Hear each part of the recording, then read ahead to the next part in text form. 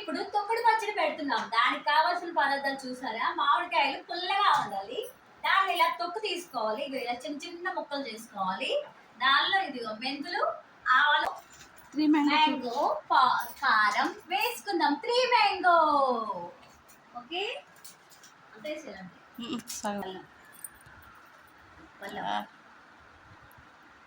చూడటానికి రెడ్గా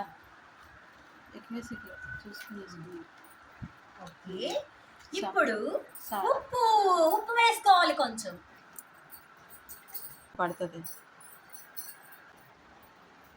మనం ఆవకాయకి ఇప్పుడు పల్లీల ఆయిల్ వాడితే టేస్ట్గా రుచిగా ఉంటుంది అనమాట. సో ఇది గ్రౌండ్ నట్ ఆయిల్. చూడండి, కలుపుకుంటూ ఉండాలి, కలుపుకుంటూ ఉండాలి, కలుపుకుంటూనే ఉండాలి. కొంచెం కొంచెం వేసుకుందాం, సరిపోకపోతే మళ్ళీ వేసుకోవచ్చు. ఓకేనా? శ్రీను అన్నం పెడతాను.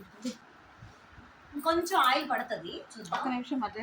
చూసారా ఆవకాయ అంతా అసలు ఆ వాసనకి నోరు ఊరిపోతుంది.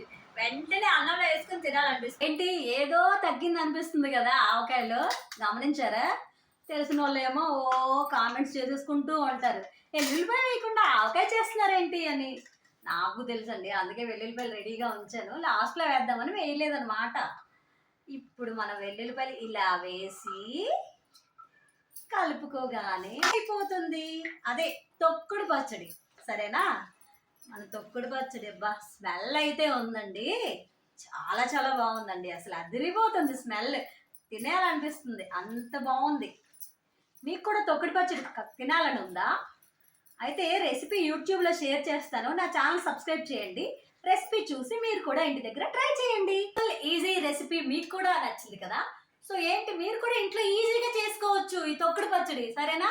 ఇలా రెడీ అయ్యాక తడిగా లేని ఒక డబ్బాలోకి ఈ పచ్చడిని ఇలా తీసుకొని మూత పెట్టి 2 రోజుల తర్వాత తింటే చక్కగా ఊరుతుంది, ఆయిల్ పైకి వస్తుంది. మన తొక్కుడు పచ్చడి ముందు, మన ఆవకాయ ముందు వేస్టే అబ్బా. Okay, ready. బాయ్.